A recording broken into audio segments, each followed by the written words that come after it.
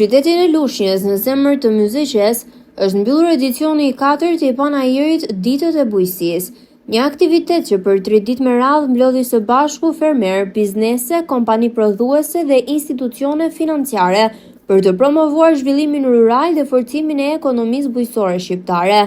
Panajiri, i cili tashmë është kthyer në një traditë vjetore, ofroi një pasqyrë të gjerë të produkteve bujqësore, blegtorale dhe artizanale të zonës, si dhe platforma bashkëpunimi për rritjen e kapaciteteve të bizneseve vendase.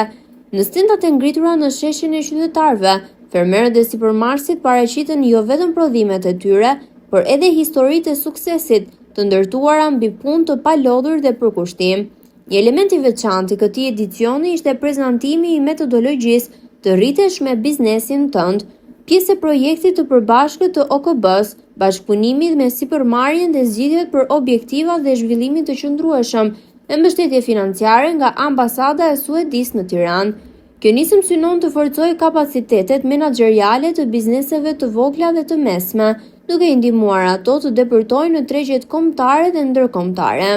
Një hapësirë brenda panajirit u rezervuar për forume të hapura dhe prezantime nga përfaqësues të bankave të nivelit të dytë, të cilët ndanë mundësitë e financimit për fermerët dhe kompanitë bujqësore, duke nxitur qasje në kredi për investime në sektor. Pjesëmarrësit theksuan rëndësinë e këtij panajiri si një platformë për shkëmbimin e ideve, risive dhe për forcimin e identitetit të bujqësisë shqiptare, duke e konsideruar atë një hap konkret drejt zhvillimit të qëndrueshëm rural. Ndërsa edicioni i këtij viti mbyllet me sukses, pritshmëritë për vitin 2026 janë edhe më të mëdha.